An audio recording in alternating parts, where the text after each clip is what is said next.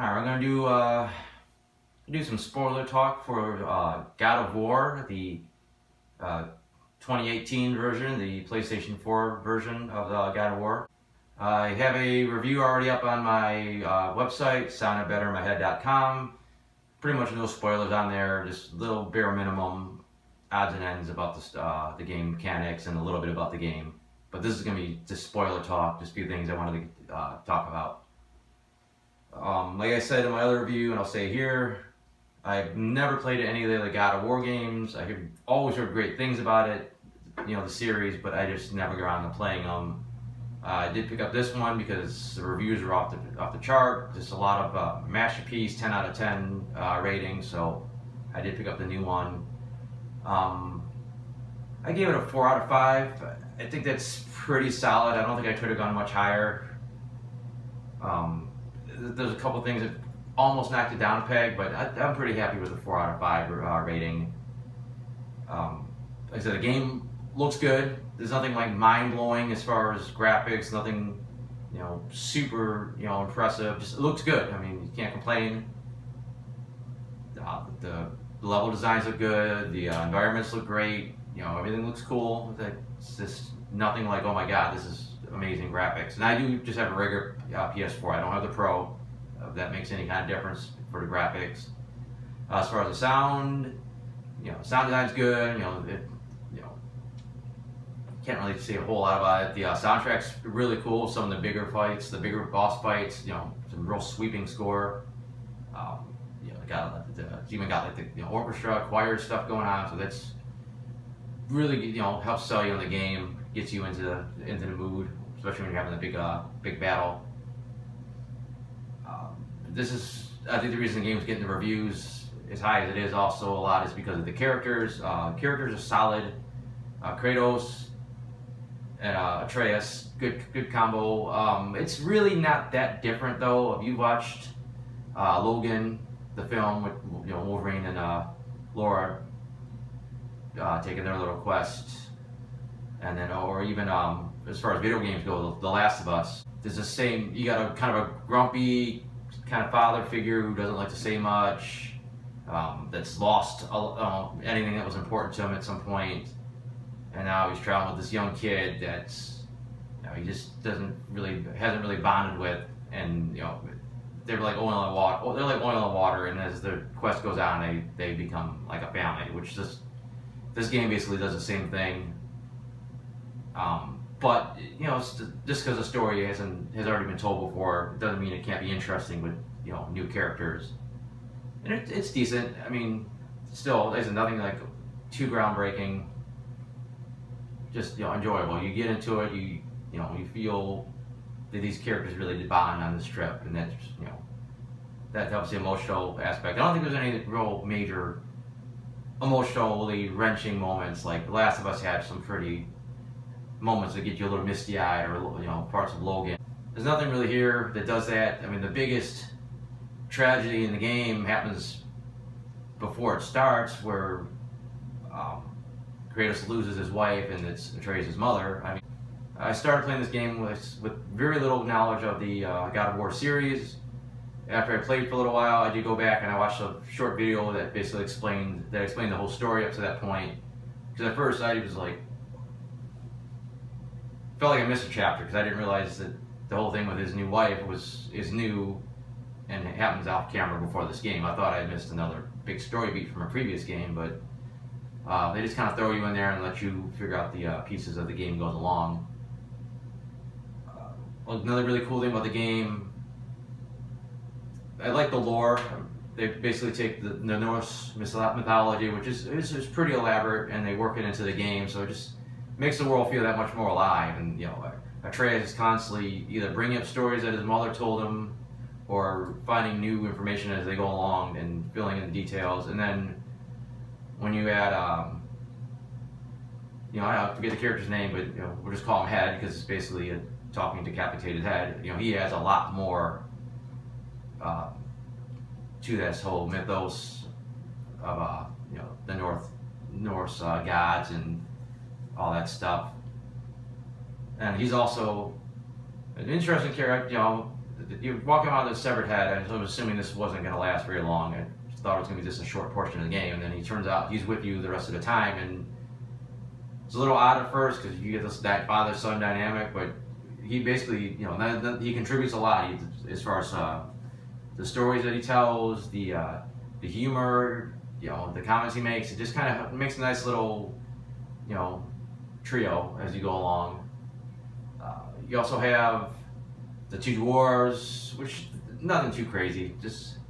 Actually, it's a little jarring because seems like the only character in the game that really swears is the one dwarf, and it's like the game almost feels a little bit PG-13 up to this point, and then all of a sudden you visit these dwarves and he's telling you to go fuck off, and it's almost like I said, it's a little jarring. Even though the game's got a lot of violence, it's kind of cartoony violence because you're fighting monsters and the undead, and it's not like you're really ripping the head off like a normal guy. It's as I said, it's a little cartoony in a way. So that's like the kind of R-rated portion of the game, I guess you would call it. You also briefly have Freya, the witch. Good voice acting all around, but she adds a lot. She just seems like a pretty fleshed out character, and you find out more about her. The villain, really wouldn't have known that Baldur was the main villain of the game. Especially because it's like the first guy you fight and you supposedly kill him right off the bat, and he pops up here and there again.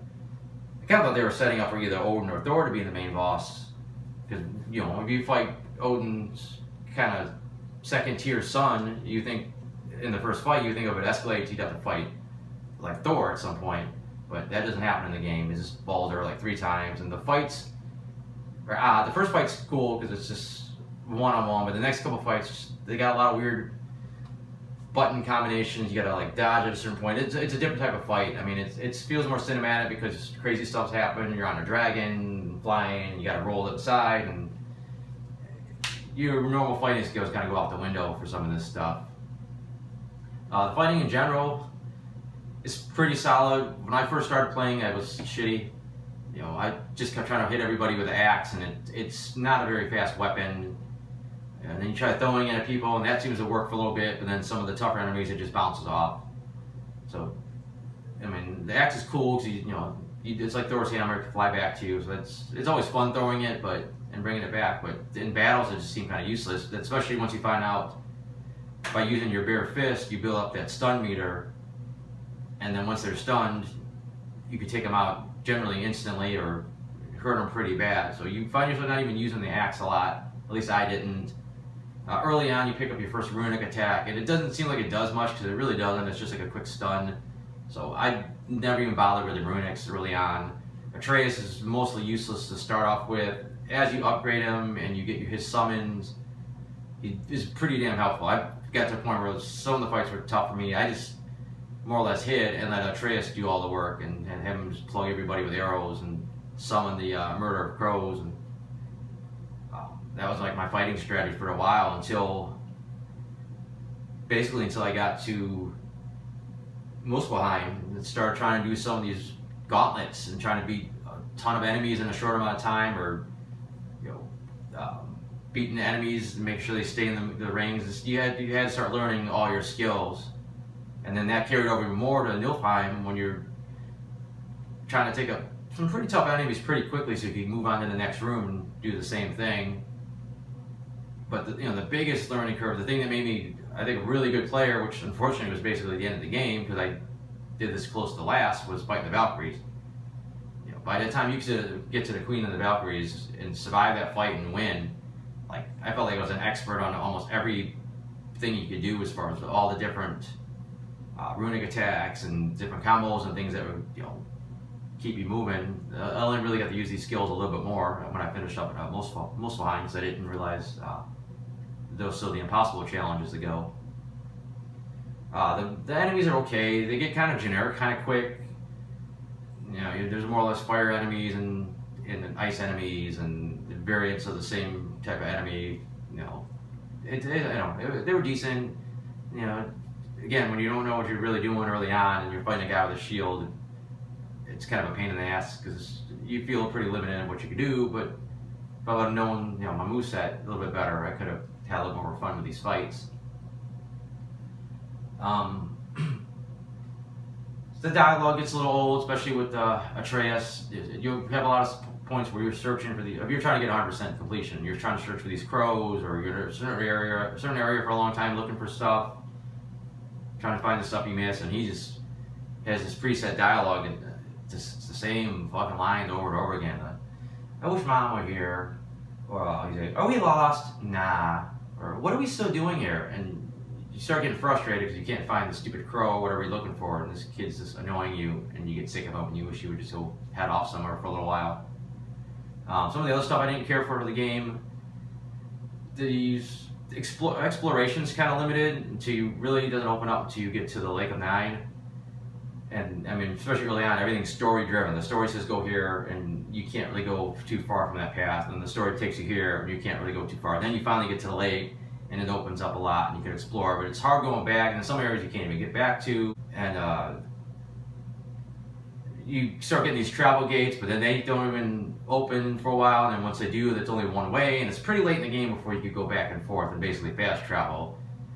So you're almost better off just waiting to the end of the game. Not the end of the game, but later in the game, wait till those fast travel points open, and then you could go back and forth and start trying to look for all the stuff that you'd missed. But then, of course, you're missing out on things that will help you as you go. You know, new runic attacks, new armor, things to increase to improve your armor. I mean, every so often, new areas open up, whether it's because of the water level drops or you get like a new type of arrow, and you kind of want to go back and explore, but you end up going to the same areas like a shit ton of times because of this. Don't really care didn't care for the fact that you have the same two dwarves and they got shops all over the place, and they just always end up at the shop when you're there. I mean, I know they wanted to give you access to these shops so that you can upgrade yourself, but it just seems you're already suspending disbelief for this game, but you got to suspend a little bit more. That wow, every time I happen to be in this area, this dwarf decides to show up and be at a shop and working for a little while. I almost rather have them in like some kind of generic dwarf that wasn't part of the main story at some of these spots, and that way you can still do your upgrades, and then you maybe get two other main shops for the other two dwarves. And then all the weird stuff too. I mean, granted, it'd be a pain in the ass, so they did it differently, but you park your boat. You know, it doesn't matter how far you walk, you get to the next dock, and there's always a boat there. And then you take that boat, and either you keep using it, or if you go to another dock, there's another boat. Like just these magic boat things just kind of takes you out of it. But the other side of it sucks. You get there, and there's no boat. They're irritating. Monsters, they always just come up through the ground. And I mean, granted, I guess they're kind of mythological beasts, but I kind of hate magic monsters. It's like, okay, you're here, and that monster should be there or not be there. Not they just appear out of nowhere. That's really about it. Just one of the, a couple odds and ends I wanted to get off my chest.